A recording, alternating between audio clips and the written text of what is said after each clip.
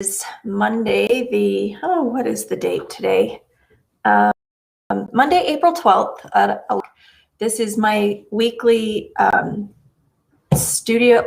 live video in studio with Emily. And I am really excited to be here today and just share with you what I've been working on. So I'm working on a 30-day challenge, creative challenge that's just for myself. And so I'm going to share what's going on, and I've got some exciting announcements to let you know about as well. So every day I'm trying to get up here in my studio and work on something, and this is starting to be a real challenge to get up here. And hi Gail, thanks for joining me. Yes, I will show you an example of using the inktense. Hi, Michelle. Great to have you guys join me. Okay, I'm really self-conscious about saying because there was someone a couple days ago that, in one of these previous videos that said, you say too much and it's really off-putting. So I just want you to know this is live, it is not scripted, and I apologize for using the phrase too often. But I am going to go through what I'm working on and what I've learned this week. I think this has been a big week. It's been a very difficult week for me because my son was out of school on spring break and he had lifeguard training and work, and he doesn't drive, so I have to drive him everywhere. And so anyway, it was a really crazy week. The number one thing that I learned is that my best work does not happen at night. My best work, if I want to create something that I'm really happy with, it will happen in the morning. So I'm trying really hard to make sure that I can block out time every morning to do my work. Hi, Mary. Okay, so let me share with you what I have been working on. First of all, you can see right behind me the Orchid pattern. I can't remember if I had this finished last time or not, but anyway, this pattern is now available on collagequilter.com, both as a physical pattern that's shipped to you, mailed to you, and as a downloadable pattern. And I also have scheduled a webinar, about a 2-hour webinar that will go through making this project.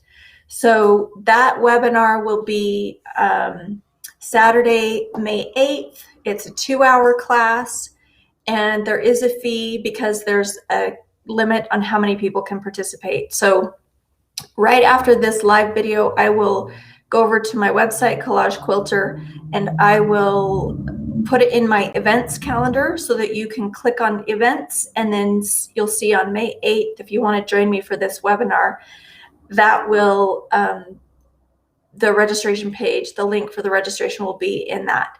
Just warning you, my last 2 webinars sold out really quickly. And so if you want to, oh, here we go. Yeah, anyway, thanks, Deborah. I saw something about Emily saying, it's kind of a joke now. Okay, I'm not gonna say, what I'm going to say is, if you want to register for this, it will be on the events page at collagequilter.com, and you can also buy the pattern there. So $20 for the downloadable pattern, that's for my international customers, and $25 for the physical pattern. It is parchment pressing technique, so that you have this you do you'll do the collage part first and then add it to a pieced background. And now I want to show you something kind of fun that I've been messing around with on this, because this is the basic pattern, but I'm not finished with it. I want to add some more. I really want this to be a maximalist looking, really have lots of color and lots going on without being, I mean, I want it to be busy, but I don't want it to be, anyway, it needs to work. So I was thinking I would kind of make something that looks like a tree in the background. So let me show you this. This is kind of fun. So I've fussy cut these beautiful leaves. What I'm going to do is I'm going to add these to the background here. Got some more, and doesn't that just kind of add, now obviously what I'll do is I'll cut them, make them look like they're behind the window pane.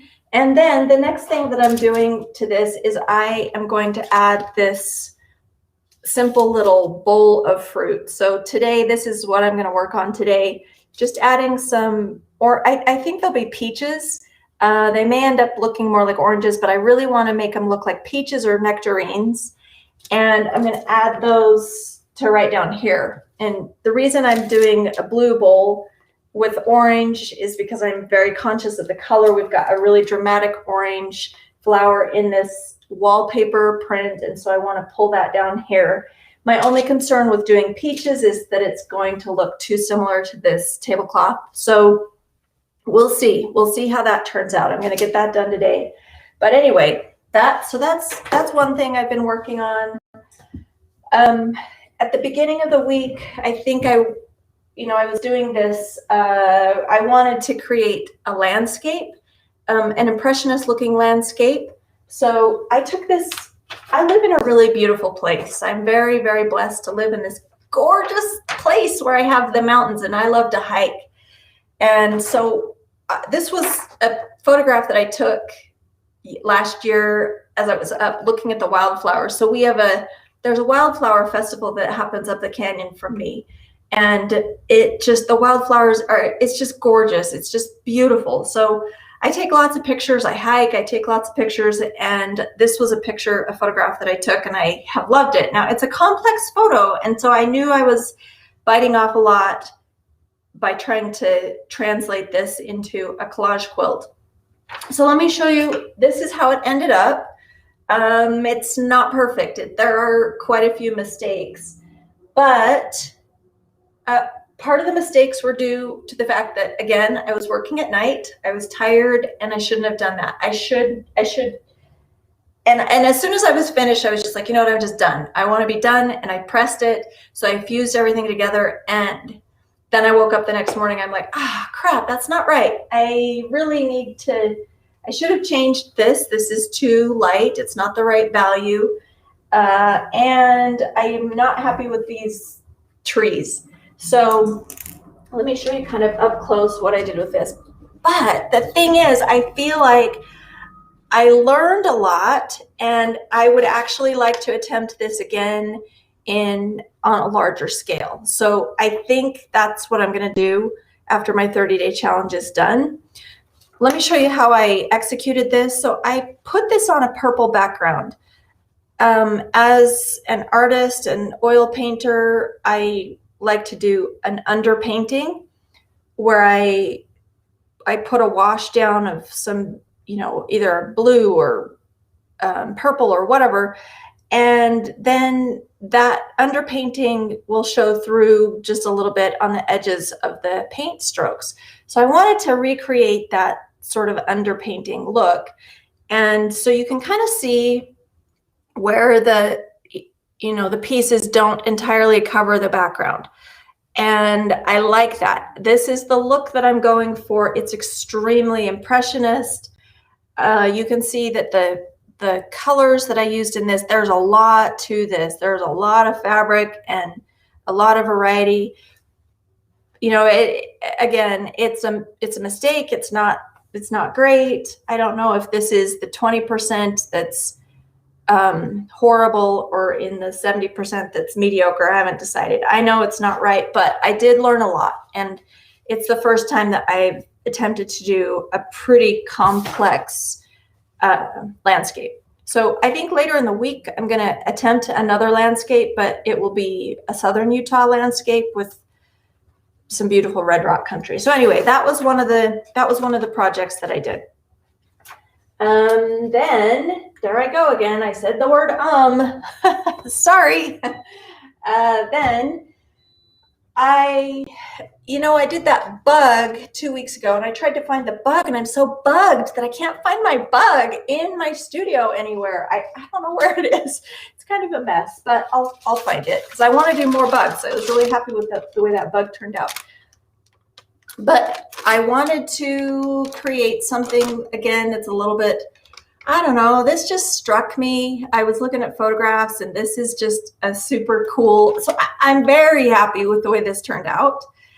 Again, as I was doing this, I want to keep it somewhat impressionist looking so that when it goes on the background, you can see a little bit of the background poking through. So there are some holes in this. I think I showed you that on the bug last week. So, and then you'll also notice this little seashell. Seashells are, you know, this is a tiny little thing and I didn't want to spend too much effort on it. I didn't want it to, anyway, so I think it turned out okay. I think I'll attempt this again. And part of the reason for making this is I want to figure out how to create a composition. So one of the things that's been really churning in my mind, keeping me up at night, is how to create a beautiful, pleasing composition. Because I think that's something that I have been lacking in. Pulling together a composition has really been on my mind a lot. And I'm going to challenge myself to create a composition that uses these shells kind of in a very, creating a kind of a block, you know, like not a still life in any way. So I've created a still life with this thing back here, but I want to create something that fills a quilt block, but is not a still life or a landscape. So something that's very, that's a design. What am I trying to say? It's just very, I don't know, that has a lot going on, that's not just a simple crab, but has some more elements. So anyway, I'm messing around with that. You can see also with that I used the inktense pencils again. And this was really, really super simple to do. I, you know, was looking at some seashells, and maybe what I'll do is offer another live video. I like to keep these live videos a little bit short, but I'll maybe offer another live video in my Collage Quilter Academy, just demonstrating how I made that seashell. If you're interested, if you're not interested, then you don't have to do it. But if some of you are interested, so I think maybe I'll do that.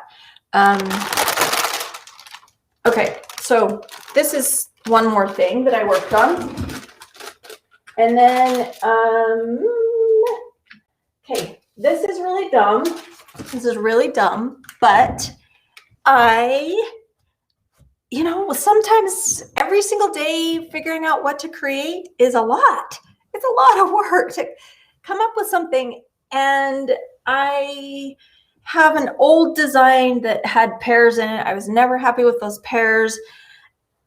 And yet a very simple pear in a minimalist composition can be really pretty. And so I wanted to try that. And I feel like I nailed it with this little pear. I think this is a very effective because it's got the, you know, the shading is pretty accurate. It's got a light source up here. To me, it just creates a lot of dimension in this. So I feel like this looks good. I think I nailed it with this one. So for me, this would be in the 10%. I think I really nailed it with this. I think I got real close with the crab as well. So I'm very happy with those. The crab actually did take me 2 attempts. So the first crab, the fabric that I had selected was, again, I started too late in the day and I was worn out and I was feeling rushed, in a hurry. And so I laid all this out and I was really unhappy with it and I was tired. And so I went to bed and I came back the next day and I looked at my crab and I'm like, no, I'm starting from scratch. So I started again from scratch. I used a lot of the same fabric that I had cut out from the previous day, but I approached it with new eyes, with more patience, with more energy and excitement about the project. And I'm learning that that is super, super critical for me to have success, and probably for everybody to approach something with a lot of enthusiasm and energy And my attitude makes such a big difference when I'm working. So anyway, that's kind of the recap. I'm trying to see if there's anything else that I worked on this week. I'm just kind of fussing with a bunch of things. I'm also really close to finishing the composition for my geraniums because I would like to launch the geraniums as a pattern next week. So again, this week, I'm just barely launched this pattern. It's available on my website, collagequilter.com. Next week, I'm working on the geranium composition. I think I'll throw the pear in that one just because I want to kind of goop things up and have fun with that. So let me get to your questions and see if you have any questions, and I will try to answer them in the few minutes that we have. Let me take a drink. Okay. Let's see here. Can you show us examples of using the inktense pencils? So that, Gail, is a really good example of using the inktense pencils. It was an easy way to create the illusion that it had dimension and form on the shell without using little teeny tiny pieces of paper or fabric because the shell is so small. So that's an example. I will also be using inktense pencils on this at the bottom to kind of indicate where this pot is sitting and that there's a shadow. So one thing too, just like I don't ever recommend using black fabric, or I don't use a ton of gray either. What I'll do is probably do an opposite color to what we have here. So we have kind of the rusty orange colors. So my shadow, I will probably use the blue in the inktense pencils because I won't use black or dark gray for that. So that will be an example too. I'll show you that next week when I'm finished with that. Okay, let's see. Mary from Maryland.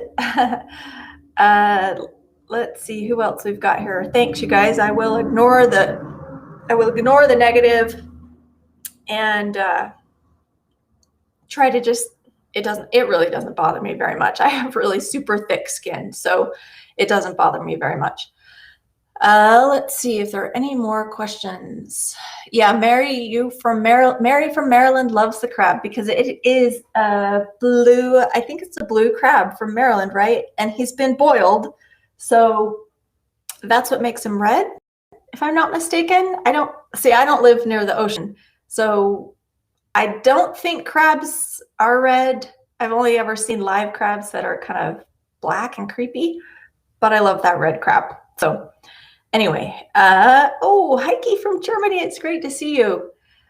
Let's see. Okay, so if you're interested in making the shell, Susan and others, I will announce that in the Collage Quilter Academy Facebook group, and we'll just set up a time this week sometime where I'll make these other shells, and you guys can sit and watch me and join in with me. It might be a really boring video, but I'll show you what I'm doing.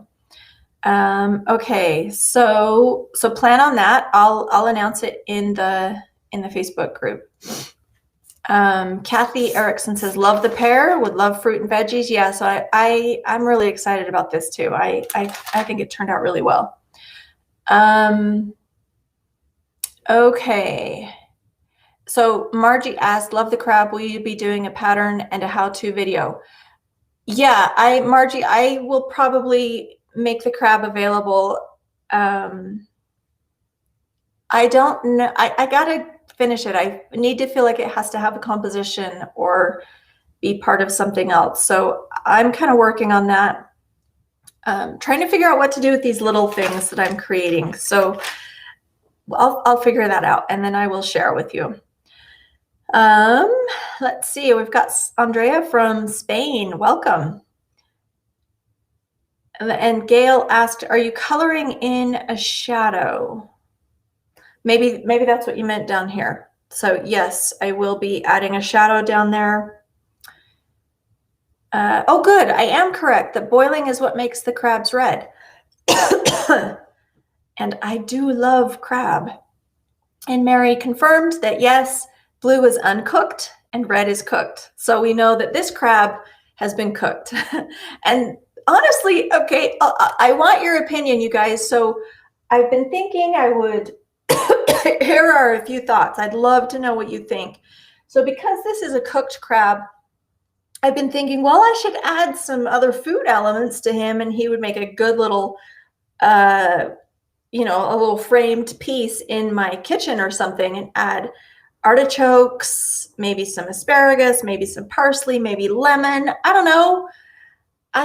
Or I could go the shell route where I'm adding elements, other sea creatures or sea elements. So I'd love your opinion about that, whether you think I should kind of turn him into an Epicurean sort of composition, or if I should keep him as a sea creature composition. Okay. Oh, Amelia. Yeah, Amelia just mentioned fabric. So I want to talk to you about fabric. We've just received a bunch of fabric in from the companies. We're now, let me tell you where we're at with the fabric. So what we've decided, we offer fabric bundles in specific colors. So right now we have brown and purple. The brown is almost sold out, and once that's gone, it will be gone. I don't know if we'll be bringing that back, at least not right now. We are bringing in, we're going to be launching a new green, which is green 2.0. So it's an entirely new palette of green. If you have one of the old fabric bundles from green, great, use it. Just add this green to it. So that's kind of how we're going to work, so that I can be replenishing my stock, my inventory of fabric as well. So we'll be doing that with the green and the pink. We've got all new pinks that are coming in. Again, these fabric bundles are awesome because we provide them in. I pick out every piece of fabric based on what I want to use, and we cut them to 1/8 of a yard strips, and we have a spectrum from light to dark and warm and cool. So there aren't very many places where you can purchase fabric that's cut and designed, packaged just for collage quilting. So my fabric bundles are giving you that option so that you can start kind of collecting fabric that you need, because you don't need a huge variety of fabric, but it is nice to have, or excuse me, you don't need a huge quantity. Like, you don't need a fat quarter. All you need is 1/8 of a yard, but you need it in a good variety. So we put 18 pieces in each of our fabric bundles in a spectrum. So anyway, we've got that coming. We've got a pink 2.0, a green 2.0 coming out, and our very first blue will be coming out soon. We're waiting for the additional pieces to get here. And brown is almost sold out, and we do have purple. So just a little bit of interesting news there. Okay, let's see. Oh, I like the idea of a sea creature. Yes, Gail, good idea. A seahorse. And Linda said, put him on a plate surrounded with other dinner elements. That's a great idea. So thank you, guys. I appreciate these. Have the crab sitting on ice with other creatures. I love that idea. A loaf of bread to the crab. So anyway, thank you. Those are some great ideas. I'll kind of mess around with that. Maybe by the end of next week, I'll have the crab finished up with some other elements. Well, for sure, I'll have some other elements added to him by then. Okay, let's see. Anything? Imogene said, I'm ready to get started. Can you recommend an easy pattern for my first collage? Yes, I highly recommend the Clementine pattern is a really good beginner pattern. Felicity is a really good beginner pattern.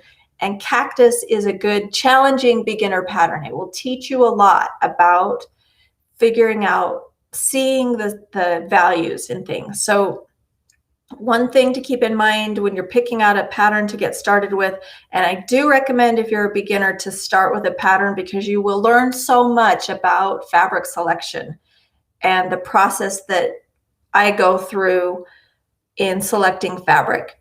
Remember, the fewer values that you have, so if you're only working with 3 values like in Felicity or Clementine, that's pretty simple. You're going to, identify medium or light, medium, and dark.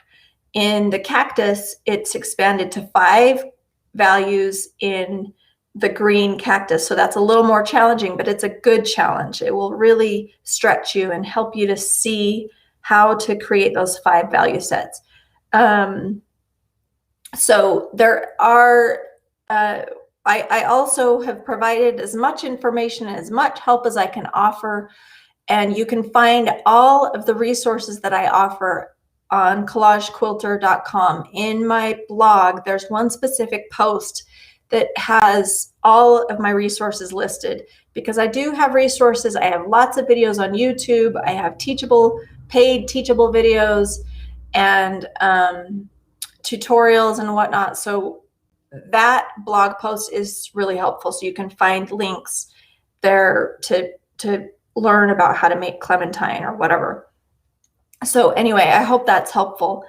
Mary also just said, regarding the crab, corn on the cob and coleslaw usually are served with crab, plus Old Bay seasoning on the crab could add some texture. So great suggestion. And then Sandy also said maybe add potatoes, corn, and crawfish. Can't you just see that there's a lot of options. We might have a lot of fun with this. Okay, good. And Margaret also said, keep the crab with vegetable elements. Love the lemon and maybe add asparagus or artichoke. Okay, so it kind of sounds like we're going in that direction. I like it. Thanks. Okay. All right, well, we are just about out of time. I just want to remind you where to find me, and I would love more suggestions about what you might like to learn about and see as I'm doing this 30-day creative challenge. Again, collagequilter.com is kind of the hub. I do have a YouTube channel and Instagram where I'm posting the daily images. Collage.quilter is my Instagram handle, and then Collage Quilter on Facebook group. Don't forget that we have the 2 Facebook groups. The one in particular, Collage Quilter Academy Facebook group, is where I do quilt alongs and where I'll probably do the information, do a live video about using the inktense pencils to make a seashell. Okay, so thanks you guys for being here. It's great to have you. I really appreciate it. And I hope you all have a wonderful day, and I will see you. I'll be here next Monday at 11 o'clock. And if you have any questions between now and then, don't hesitate to shoot me an email, emily@collagequilter.com. And I hope you all have a great day and a great week, and we will see you again soon.